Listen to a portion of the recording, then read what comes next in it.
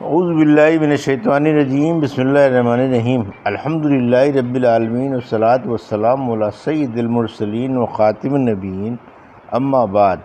صحیح بخاری باب کتاب الفتن، حدیث نمبر 7090، اردو ترجمہ۔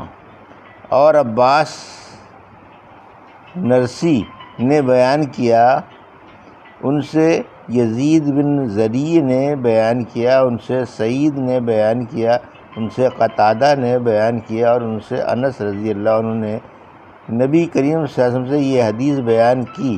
اور انس رضی اللہ عنہ نے کہا، ہر شخص کپڑے میں اپنا سر لپیٹے ہوئے رہ رہا تھا اور فتنے سے اللہ کی پناہ مانگ رہا تھا، یا یوں کہہ رہا تھا کہ میں اللہ کی فتنے کی برائی سے پناہ مانگتا ہوں۔ حدیث نمبر 7091، اردو ترجمہ۔ اور مجھ سے خلیفہ بن خیاط نے بیان کیا، ان سے یزید بن زریع نے بیان کیا، ان سے سعید و معتمر کے والد نے قتادہ سے، اور ان سے انس رضی اللہ عنہ نے بیان کیا۔ پھر یہی حدیث انس صلی اللہ علیہ وسلم سے نقل کی، اس میں بجائے سو کے شرط کا لفظ ہے۔ حدیث نمبر 7092، اردو ترجمہ۔ نبی کریم صلی اللہ علیہ وسلم کا فرمانا کہ فتنہ مشرق کی طرف سے اٹھے گا۔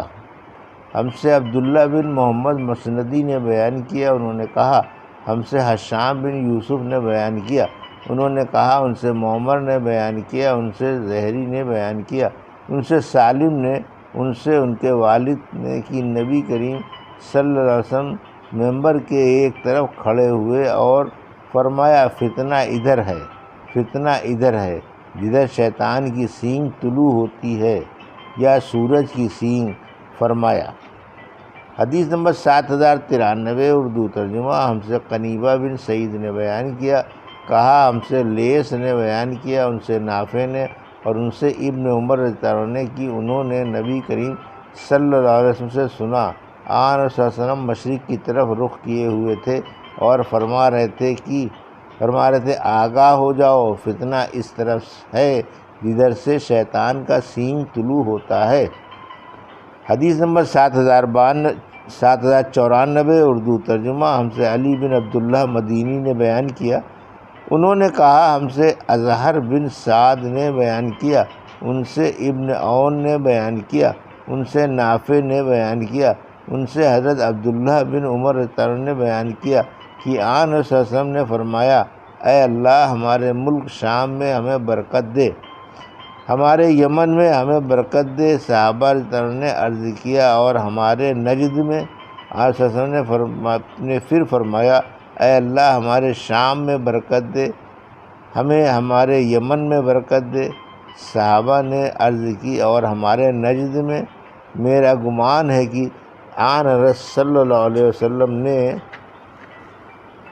تیسری مرتبہ فرمایا، وہاں زلزلے اور فتنے ہیں، اور وہاں شیطان کا سینگ طلوع ہوگا۔ حدیث نمبر 7095، اردو ترجمہ۔ ہم سے اسحاق بن شاہین نے واسطی نے بیان کیا، کہا ہم سے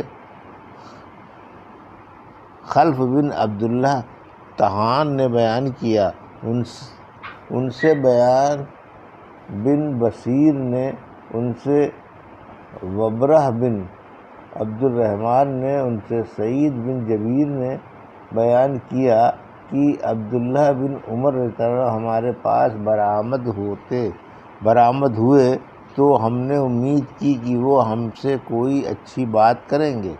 اتنے میں ایک صاحب حکیم نامی ہم سے پہلے ان کے پاس پہنچ گئے اور پوچھا، اے ابو عبد الرحمن، ہم سے زمانہ فتنے میں قتال کے متعلق حدیث بیان کیجیے۔ اللہ تعالیٰ فرماتا ہے کہ تم ان سے جنگ کرو یہاں تک کہ فتنہ باقی نہ رہے۔ ابن عمر رضی اللہ عنہ نے کہا، تمہیں معلوم ہے کہ فتنہ کیا ہے؟ تمہاری ماں تمہیں روئے۔ محمد صلی اللہ علیہ وسلم فتنہ رفع کرنے کے لیے مشرکین سے جنگ کرنے جنگ کرتے تھے۔ شرک میں پڑنا یہ فتنہ ہے کہ آرسم کی لڑائی تم لوگوں کی طرح بادشاہت حاصل کرنے کے لیے ہوتی تھی۔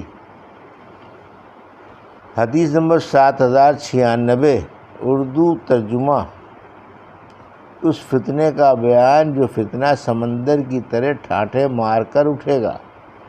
ابن عینیہ نے خلف بن حوشب سے بیان کیا کہ سلف فتنے کے وقت ان اشعار سے مثال دینا پسند کرتے تھے جن میں امرائے قیس نے کہا ہے: ابتدا میں ایک جواں عورت کی صورت ہے یہ جنگ، دیکھ کر ناداں اسے ہوتے ہیں عاشق اور دنگ، جب کہ بھڑکے شعلے اس کے پھیل جائیں ہر طرف، تب وہ ہو جاتی ہے بوڑھی اور بدل جاتی ہے رنگ، ایسی بدصورت کو رکھے کون چونڈا ہے سفید، سونگھنے اور چومنے سے اس کے سب ہوتے ہیں تنگ۔ ہم سے عمر بن حفص بن غیاث نے بیان کیا، کہا ہم سے ہمارے والد نے بیان کیا، کہا ہم سے اعمش نے بیان کیا، ان سے شقیق نے بیان کیا، انہوں نے حذیفہ رضی اللہ عنہ سے سنا، انہوں نے بیان کیا کہ ہم حضرت عمر رضی اللہ عنہ کی خدمت میں بیٹھے ہوئے تھے کہ انہوں نے پوچھا تم میں سے کسے فتنے کے بارے میں نبی کریم صلی اللہ علیہ وسلم کا فرمان یاد ہے؟ حذیفہ رضی اللہ عنہ نے کہا کہ انسان کا فتنہ آزمائش اس کی بیوی، اس کے مال، اس کے بچے اور پڑوسی کے معاملات میں ہوتا ہے، جس کا کفارہ نماز، صدقہ، امر بالمعروف اور نہی عن المنکر کر دیتا ہے۔ حضرت عمر تعالیٰ نے کہا کہ میں اس کے متعلق نہیں پوچھتا بلکہ اس فتنے کے بارے میں پوچھتا ہوں جو دریا کی طرح ٹھاٹھے مارے گا۔ حذیفہ تعالیٰ نے بیان کیا کہ امیر المومنین تم پر اس کا کوئی خطرہ نہیں، اس کے اور تمہارے درمیان ایک بند دروازہ رکاوٹ ہے۔ عمر تعالیٰ نے پوچھا کیا وہ دروازہ توڑ دیا جائے گا یا کھولا جائے گا؟ بیان کیا کہ توڑ دیا جائے گا۔ عمر تعالیٰ نے اس پر کہا کہ پھر تو وہ کبھی بند نہ ہو سکے گا۔ میں نے کہا جی ہاں۔ ہم نے حذیفہ رضی اللہ عنہ سے پوچھا کیا عمر تعالیٰ اس دروازے کے متعلق جانتے تھے؟ فرمایا کہ ہاں، جس طرح میں جانتا ہوں کہ کل سے پہلے رات آئے گی، کیونکہ میں نے ایسی بات بیان کی تھی جو بے بنیاد نہیں تھی۔ ہمیں ان سے یہ پوچھتے ہوئے ڈر لگا کہ وہ دروازہ کون تھے، چنانچہ ہم نے مسروق سے کہا کہ وہ پوچھیں۔ جب انہوں نے پوچھا کہ وہ دروازہ کون تھے تو انہوں نے کہا کہ وہ دروازہ عمر رضی اللہ عنہ تھے۔ حدیث نمبر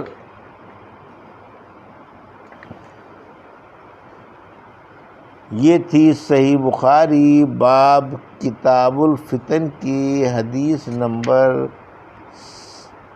7090 سے 7096 کا اردو ترجمہ جو ابھی آپ نے سماعت فرمایا۔ اللہ سے دعا ہے کہ اللہ ان حدیثوں کی صحیح سمجھ عطا فرما اور ان پر عمل کرنے کی توفیق عطا فرما، آمین یا رب العالمین۔